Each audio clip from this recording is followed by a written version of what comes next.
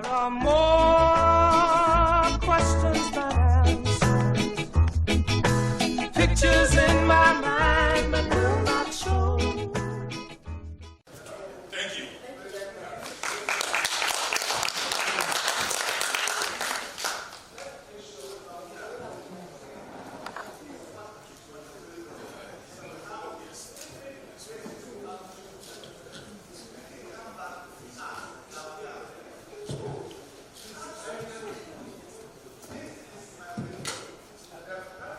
Thank you very much, Mr. Komse.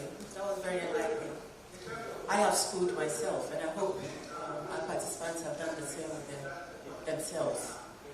I actually love your saying, train your people so they can get their dream jobs. I mean, I don't think any CEO wants to hear this, but anyway, we have to see how to do that. And in doing that, what would you say would be the advice you give L&D on how to set baseline variables for their L&D training data, the metrics, basically?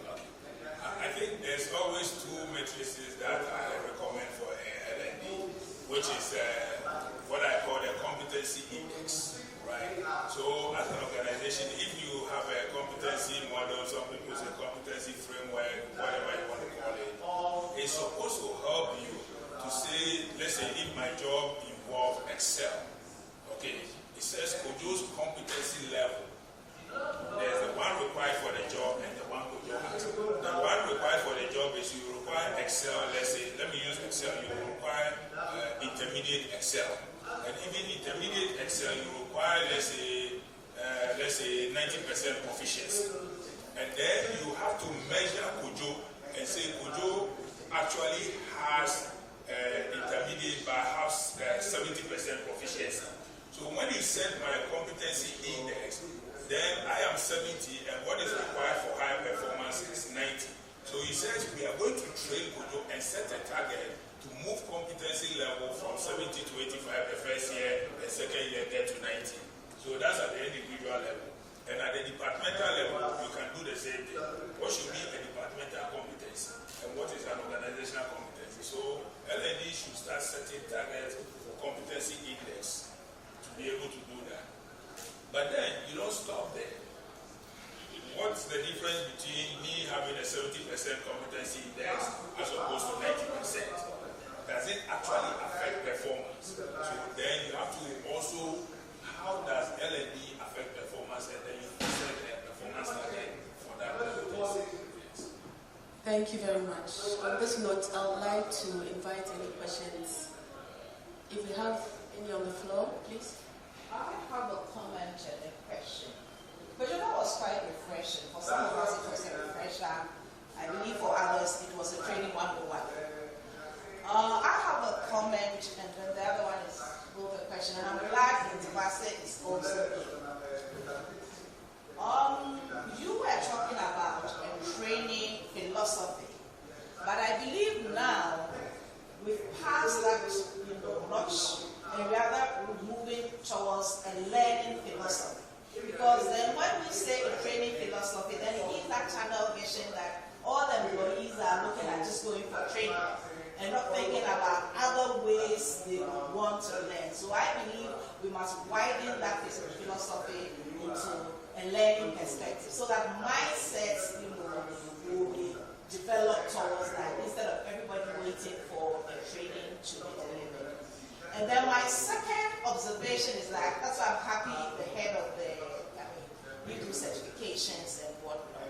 One observation I made was that you have people who have all these certifications. It's unfortunate Cynthia is not here. On the HR network platform, for instance, you have people who've done all these certifications. But when it comes to transferring it onto the job, it's difficult. I mean, I've tried and tested it whereby I've brought in average graduates into the organization. And then within a year or two, because of the experience they get on the job, when we bring in very top class, graduates to come and compete with them at interviews, we are nowhere near them. Because interviews now, if properly structured, competency-based interviews and not hypothetical quizzes. So you being head of institutions, what can you do to close that gap, between performing and knowing, between knowledge and skills of a competency framework? It's so huge for you to be able to transfer knowledge onto a skill and then perform. So you as head of certifications and what are you doing to help, industry to get people really prepared for the job and not just having certifications? Thank you. I guess we have a comment or a question in front here. Thank you so much. I love the way she started. I, on a continuous basis, have to not just recruit, but also develop talents. And I find this certification thing not so compatible with reality in some cases. So we use other methods like internship, fellowship, and things like that. Because there are some things that we are looking for that we cannot get it based on even learning. I don't want to use the word training now. So when we give you 3 months to do a fellowship with us, within that 3 months, we can have a very clear understanding of your character, your attitude to work, and other things that we are not able to determine through certification.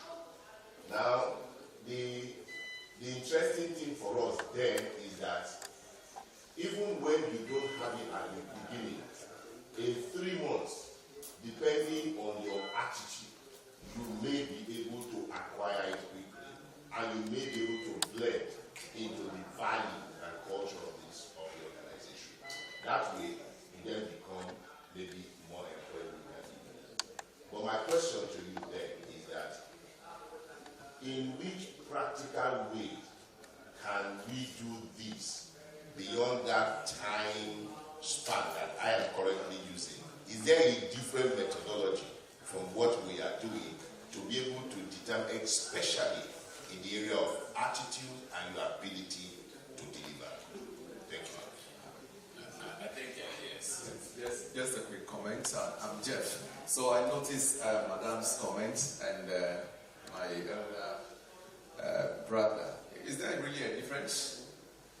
70% of what everybody knows, every one of us sitting here, you learned on the job, not in the classroom. Medical doctors finish medical school and they have to go for practice. Lawyers finish and you need to have 2-year attachment necessarily before you can be trusted to build your own law firm. What other profession can I mention? Chartered accountants. If you do not practice for a while, you are not even conferred with that accounting. So really, that a person have gone through certifications and delivered to you is not a reason you would say the person mustn't be trained and further developed. That would be a mistake. And as far as I am concerned, I am between industry and academia. I used to be part of those who lambasted academia. The people you are bringing out are not good. It's not for us to get a person to fit your role. We give the person the cognitive abilities, the foundational work, and when the guy comes to you, you got to train and develop the guy. Well, we're using the word learning now to be sure that the guy fits. So it's not a question of certification in HR. In almost every field, whoever comes out of a medical school and you are trusted to go perform a surgery, if you do not have to overlook the shoulders of a senior surgeon over time before we trust you. Whoever finished in piloting school, expert, passed all of your examination. You got to be in the cockpit for quite a while, observing the captain or a senior pilot over a while, and even when we hand it over to you, you got to be sure that somebody supervises you, fly along with you for a while before we can trust you with the aircraft. So we've got to take our responsibilities as managers and people who run businesses. When we certify people and they come to you, you got to take it from there. We only give them foundation.